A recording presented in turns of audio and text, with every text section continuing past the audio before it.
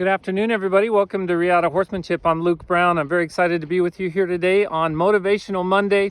It has been a great weekend. I hope you had a great weekend and hope you're able to do something fun and relaxing. Or if you worked, I hope you worked hard and had success with that as well. And it's been a great Monday for me at Riata Horsemanship. And this evening, the horse that I'm riding right now, this is Magic. Magic is a Missouri Foxtrotter that came to me 3 weeks ago, and I've had him for 3 weeks. As you can see, he's nice and sweaty. We've been doing a lot of work today in the arena, and now we're riding out, doing an extra long session on him today, just trying to get some of the wrinkles ironed out with his training. He's only with me for 4 weeks, so he's going to be doing his last ride with his owner on Friday. So I look forward to that. I think he's going to be ready for that. She just needed a confidence boost, and so did he. And he's had some stuff to work through. One of the biggest challenges that Magic has demonstrated recently is just when I'm riding him away, he does a lot of drifting. When I'm riding him away from home, he does a lot of drifting towards other horses, drifting towards home, meandering back and forth, what I call the drunk walk. It's hard to get him focused and keep him going straight when we're going away from home. Going towards home, there's a lot of energy, pep to his step, and really well gated. He's super smooth. I mean, super smooth. And right now, we're going away from home, and so even though we're following this little road here, you can kind of see that he's meandering a little bit, although he's getting better, but managing it with one hand can be a little challenging. At any rate, he's doing well. He's coming right along, and he's one of the smoother gated horses I've ridden in a while. He's just super smooth, and it's a lot of fun when he's gating to just ride him and just have such a nice, smooth ride on this, what his owner calls her Cadillac, I think. And today for Motivational Monday, I've been reading a new book that I got on Audible, and it's called Whole Heart, Whole Horse. It's by Mark Rashid, I think it's Rashid is how you pronounce it, R-A-S-H-I-D, Mark Rashid. And he's a pretty well-known trainer out there in the horsemanship world, and he wrote this book, Whole Heart, Whole Horse. It's hard to say, Whole Heart, Whole Horse. And it's just a lot of really deep stuff in there, and a lot of stuff to help me with my horsemanship and to help give me some new perspectives that I haven't thought of before. And one of the things he talked about this morning when I was listening to the book is connection.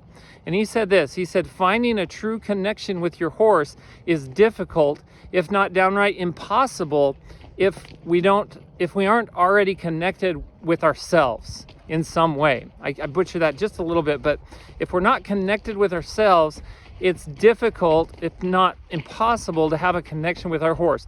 And at Riata Horsemanship, that is one thing that I teach a lot about, is connecting with your horse. How do you connect with your horse?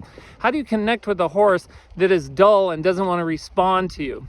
Or a horse that's shut down, a horse that's lazy, a horse that's super reactive? There's all kinds of different types of horses, and finding that ability to connect with a horse many times is very difficult. And like Mark Rashid says, it's almost impossible if we don't have that connection with ourselves. What does that mean, connection with ourselves?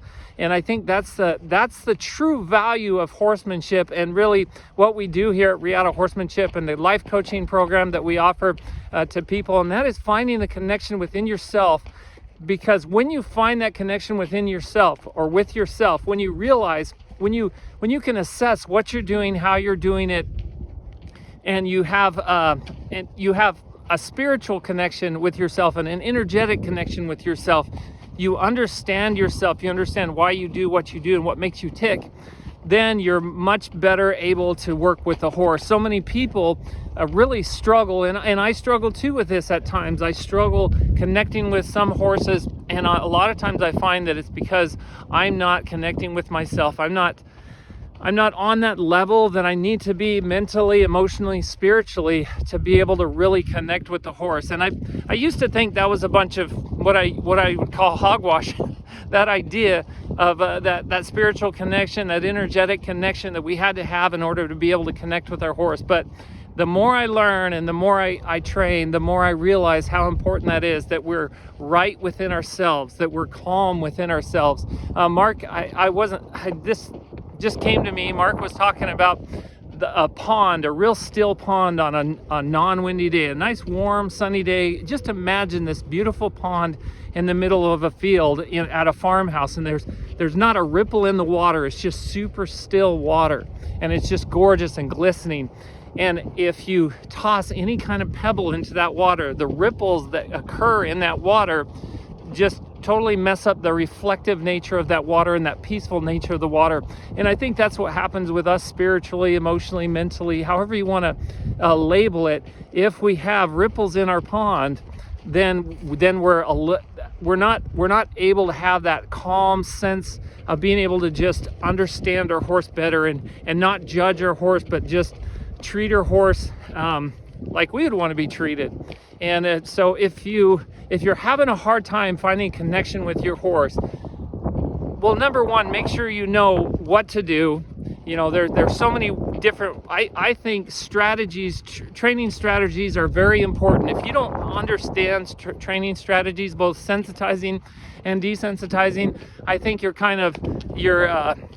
rowing upriver you're fighting the current rowing upriver trying to train your horse. So you need to have the nuts and bolts of training. And at the same time, and just as important, is having that connection with yourself and understanding yourself, and just being on that level that is going to allow you to understand your horse better and read your horse and be able to respond in the ways that your horse needs when you're training him. I hope that helped for you for Motivational Monday. It certainly was eye-opening to me to listen to Mark talk about that connection that we need with ourselves, and I hope we can work at finding that connection that we need in order to help not only ourselves, the other relationships in our lives, but also our horsemanship and the horses we want to connect with. I hope you guys have a wonderful day. Until next time, be thankful, live with purpose, live with passion, and as always, stay safe in the saddle.